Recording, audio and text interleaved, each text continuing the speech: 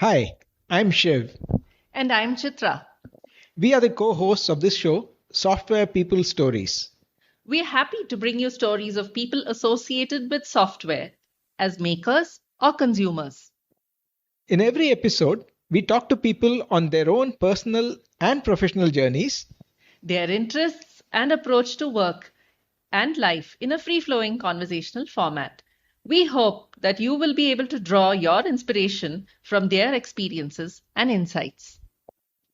These podcasts are made possible by PM Power Consulting, who have helped individuals, teams, and organizations on their delivery excellence journeys.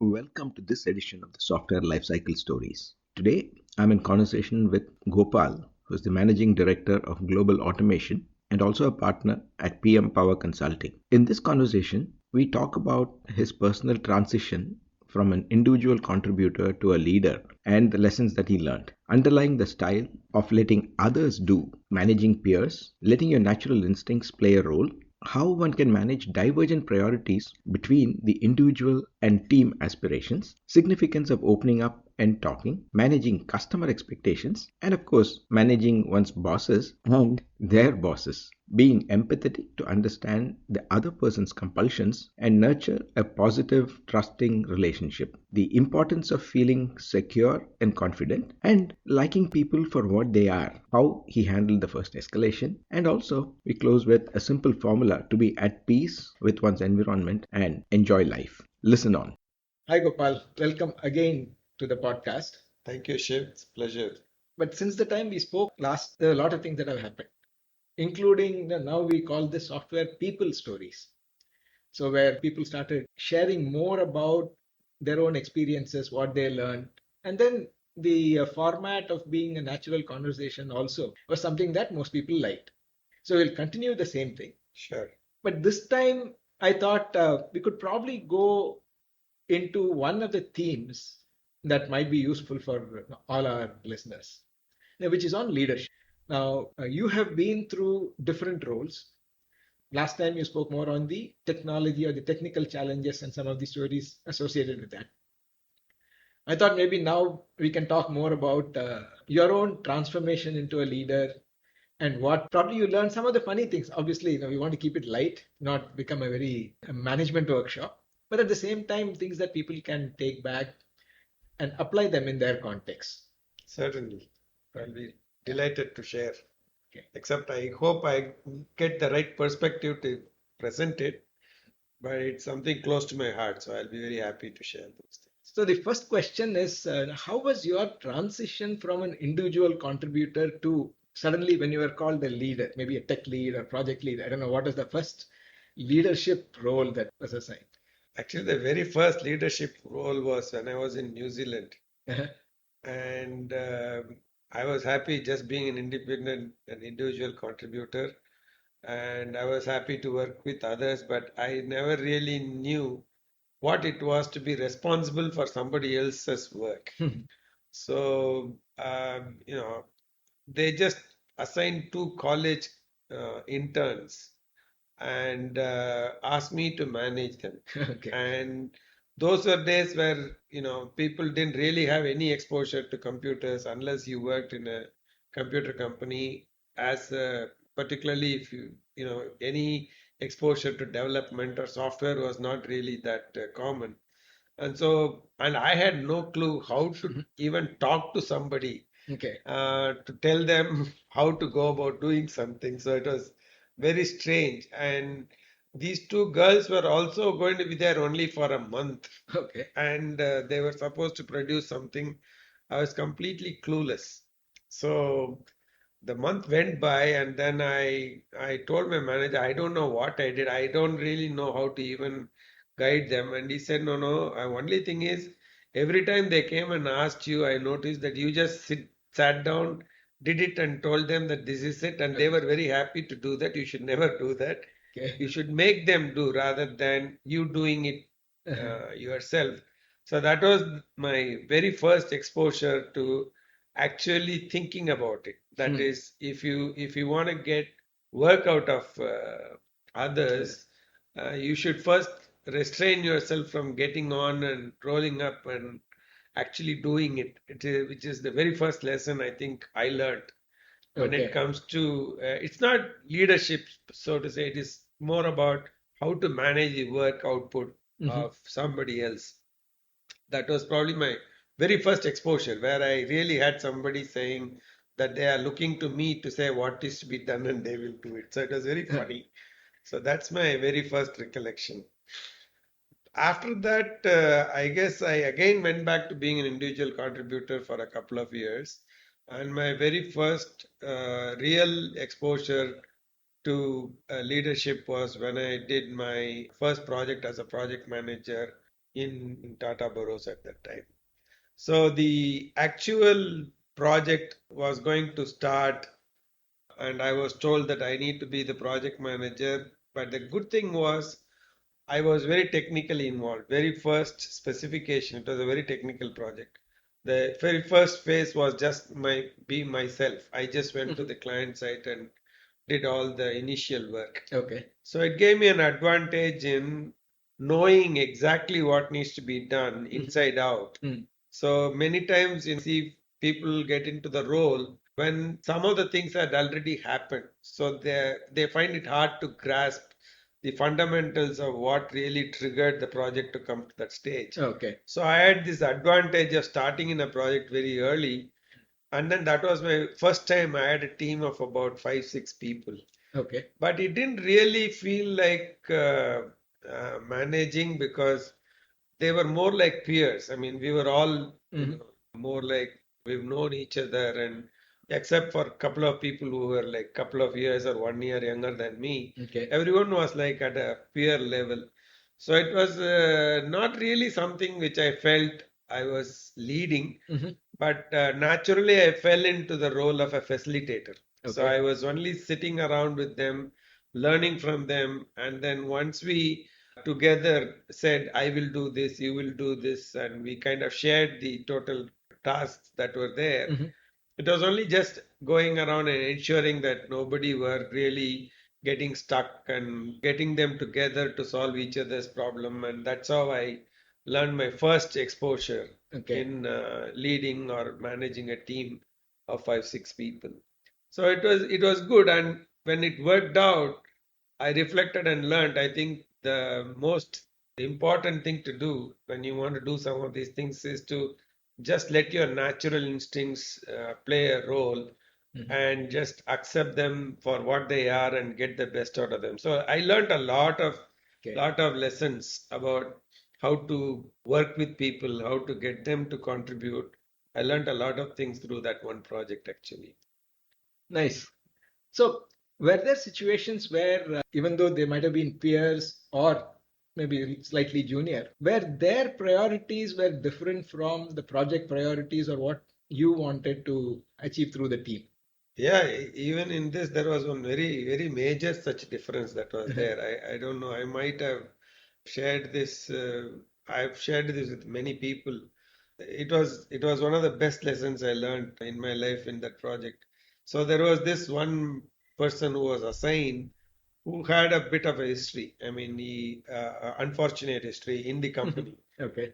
He got into some kind of trouble with another developer, and they were both kind of looked with some tainted glasses, saying that they are troublemakers and they don't cooperate and they don't work and whole lot of things. And he was one of those guys who was very reserved. He just doesn't open up. And when everybody said that he's going to be a major point of worry for you, I don't think you should even take him in the team and all that.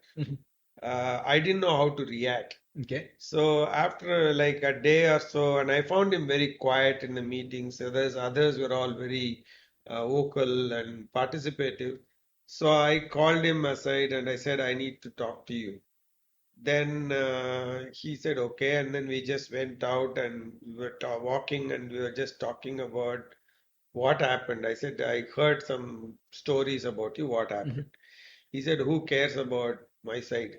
I mean, they only have stories. Oh, okay. I said, I do care and I want to know what really happened.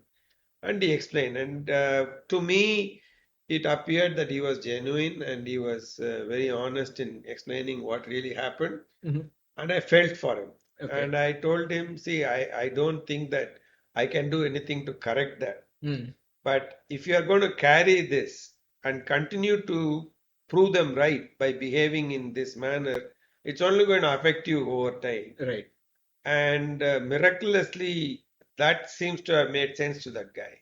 Hmm. So he just, from that next day, he completely transformed and he was one Okay. of the most positive contributors in the team. And he had taken the role of testing the whole product. Wow. And the guy did such a great job in testing Hmm. that the clients, when they did the first acceptance test, when they ran through it, Uh-huh. except for two minor bugs, which were actually not as per specification, Okay. there was no other bug that was found. And as well as the developers had to be great developers, his job as a tester was just immense. So that was an incredible lesson in the sense that it made me believe that everybody is like an individual with a lot of feelings, some experiences, some baggages. The most important thing to do is to have that chat with all of Yeah. them and open them up, make them realize, and have some understanding of what that person is going through. Mhm. You can really make them contribute because you can't do point fixes. You need to make their mind more Mhm. at ease and get them to contribute. So lots of lessons, and that was again a great lesson that I learned very early in life. Nice. I've heard of management by walking around. This seems to be more of management by walking together Working together, yeah. and talking, Yes, right? definitely. Yeah. So far you gave some examples about the transition in terms of managing the work or managing the team together. When it came to managing customers, you said in the second project you had an opportunity to go as an individual contributor, understand and so on. But many times we hear these stories of either mismatched expectations or customers say something, we think they said something, etc. And then when you are responsible for delivering it, have there been any surprises or lessons? Definitely, surprises have been there, but yeah, the many times such mismatches happen more because of lack of communication or gap in the understanding between you and the customer. As much as if you are responsible for delivering something to somebody, and on the one side you have a team and you have the people who are contributing to building that deliverable, and then there is the other side where there are people who are going to receive the deliverable and actually going to be using it. We focus a lot in many of these project management or leadership workshops about teams within, Mhm. teams that work for you, teams that are close to you, and stuff like that. But if you only extend it to include your customer in your team and Okay. say they are playing a role of accepting something that you Hmm. do, and they are the real users, they Mhm. really know what is needed. And once you understand that and you are able to actually address them and communicate with them and connect with them and keep that connection to get them to understand what is to be expected, I think you have a much higher level of success. There are customers where we have actually been off contact except to send every week a status update saying its progress. Mhm. At the end of the project, we found that the customer had completely different expectation from what we were building. Oh, So much so okay. that we had to completely write off that account Uh-huh. and we lost that whole effort. Okay. And they were hard lessons. Hmm. But most of the times, I think that it is very important to include the customer also as a team member and Mhm. have that close connection. I think some of the newer philosophies address this very well. But Hmm. it used to be that you are completely cut out from the customer and then you get into issues because of that. Okay. So I'm not sure if I answered your question directly, but Yeah, no, this is really useful because the aspect about the team or the people not being part of your span of control and then the need to include them and the need to be in touch. I think that is a very important point that will be. Now, we talked about managing teams and then managing customers. How about managing your bosses? Because as suddenly when you are thrust to be a leader, like you mentioned in your first example, probably there are a lot of unknowns or things are not very clear. General direction saying, yeah, now you go do this. So how do you manage bosses It's been a while when you since become a leader? it's been a while since I managed bosses. I think that you don't really need. I have a feeling that when it comes to people, while we use the term manage, it's not so much manage. It's just like, being with friends. I mean, I don't think that you should objectify people based on whatever that we know about them, or they are this kind of character, that kind of character. I kind of try and avoid making those observations about people. Okay. They will be there. I do have a lot of observations. I might have even made fun of some of those things and so on and so forth. But whether it is manager or whether it is a team member, the best way to deal with that is to jointly address it as a situation. For example, I had a situation where in which I had a manager who was managing me, who had a manager who was also close to me, Okay. and my manager and his manager were not the best of friends, Okay. and they had a lot of issues. There was different strong opinions about each other, and because this manager's manager had direct access to me, it used to put me in situations which are not necessarily pleasant. Right. And the problem is that neither of them are wrong in their in whatever that they are trying to express as their disagreement with the other person. So my manager would say he is doing like this, he is not considered all these A, B, C, D.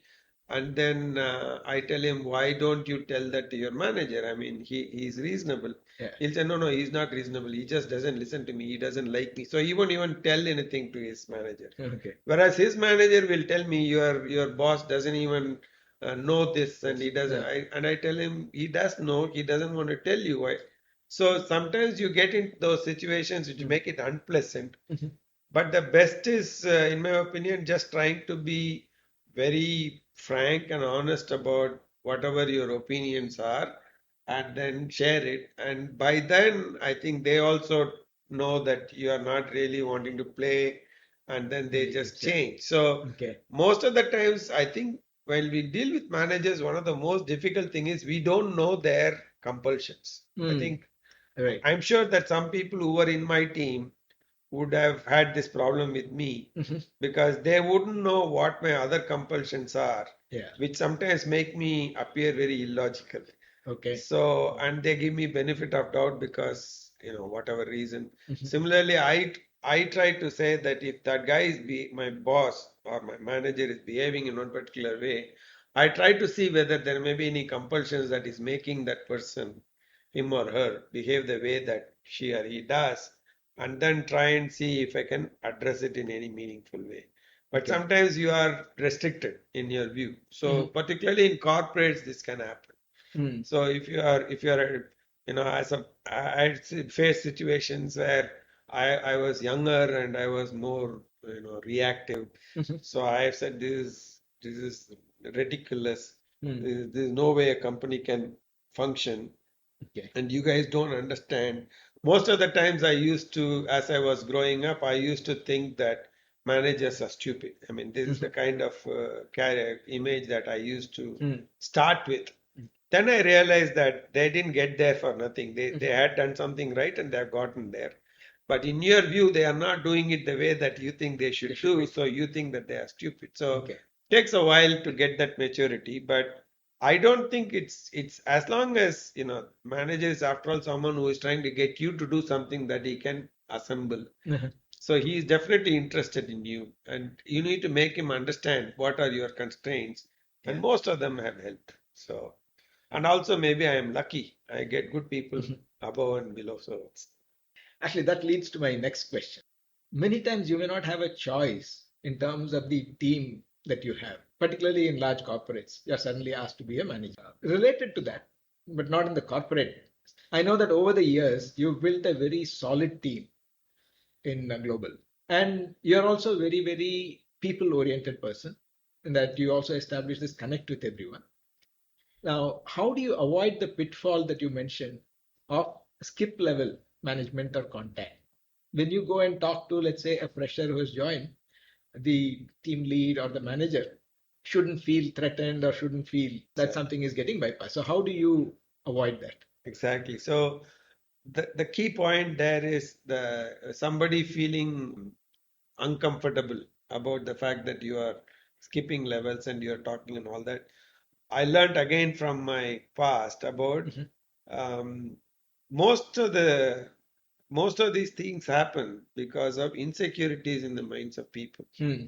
So one of the things that I think we all should work hard is to give everybody a sense of security Mhm.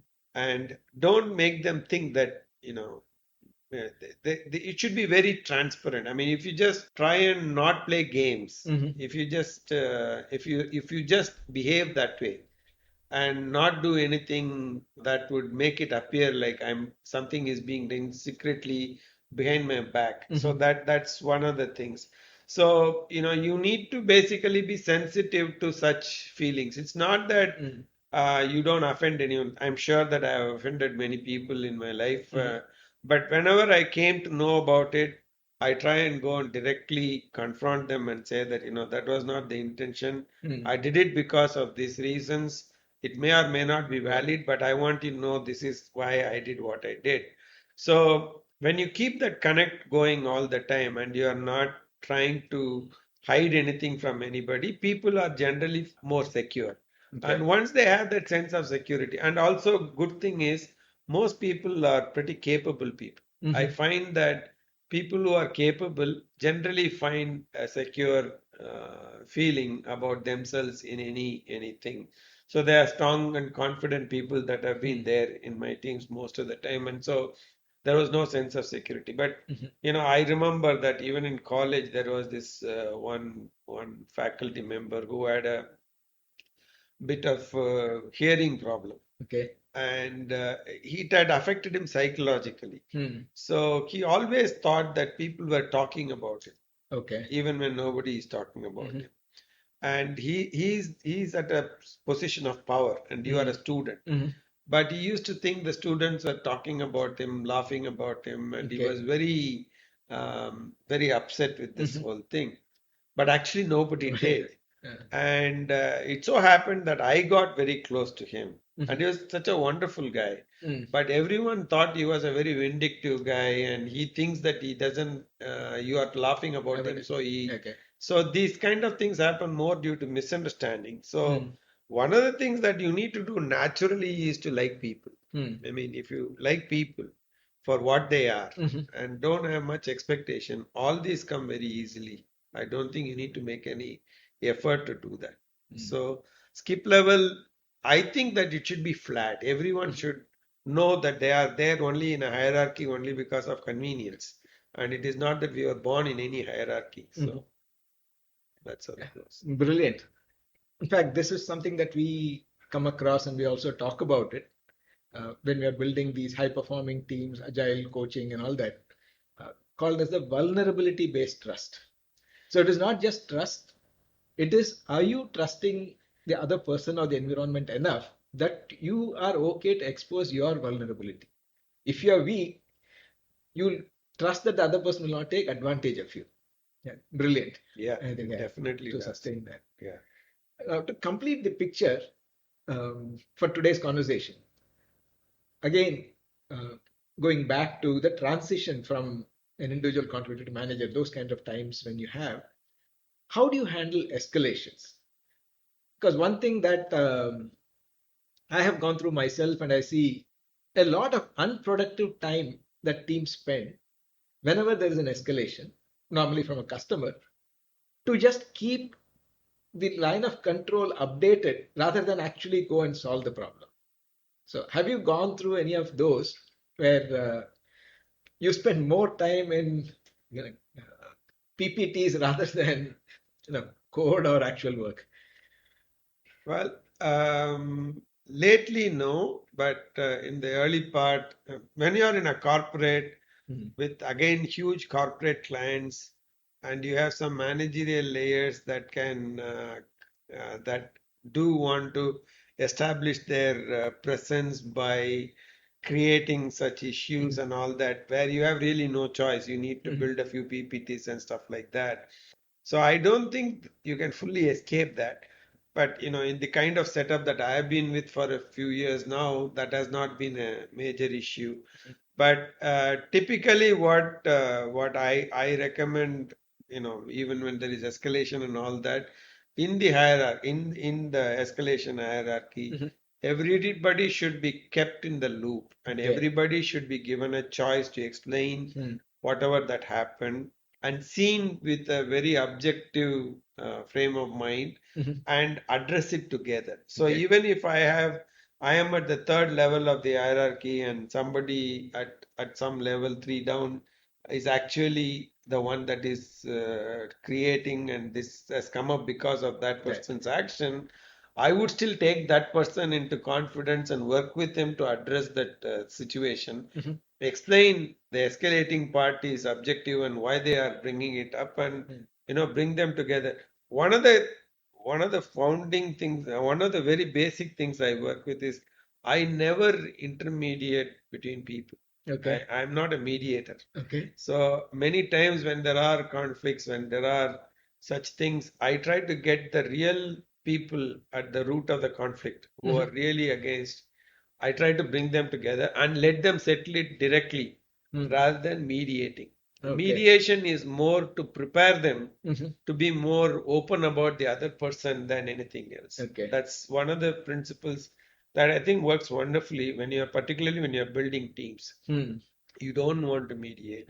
You don't want to. So escalation will also minimize. If you have, even within a team, you can get escalations where they will say so and so is not doing, and so you need to kind of all the time bring the conflicting parties together. I think that's where I think it makes your job easy as a leader. So wonderful, Gopal. I think the lessons in transition from an individual contributor to a leader, when you step into a lot of unknown boundaries, and it looks like it is predominantly liking people, liking to work with people, and enjoying your work. Does that kind of summarize what you said? Exactly. If you do that, then you really don't work. It just becomes part of you, and you just enjoy what you do. So it's excellent to be that way. Just to liking people itself. If you just cultivate that, I think life becomes a lot easier and happier. Thanks, Gopal. And just to, like they do in all these serials, I don't want to close this. I enjoyed this conversation, and in future, we do want to have more of us also sharing our own experiences. So we will come back to you. I'm sure that you'll have more stories to share when we have the next conversation. I'll be more than happy. All I have in my life is only stories. So anytime anyone says I will listen to you, I'm ready to give stories. So thank you very much. Thanks. Enjoy.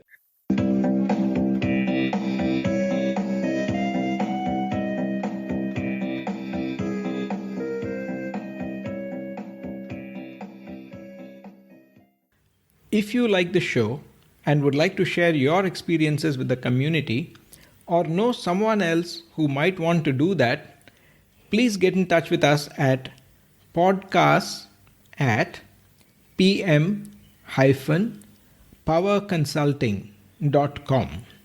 That is podcast@pm-powerconsulting.com. Please rate this show on Podchaser, Stitcher, iTunes, or any other podcast client that you find us on. Please also share our episodes with your friends and others in your network. If you or anyone you know would like to be featured on our show, do write to us at this email address: podcast@pm-powerconsulting.com.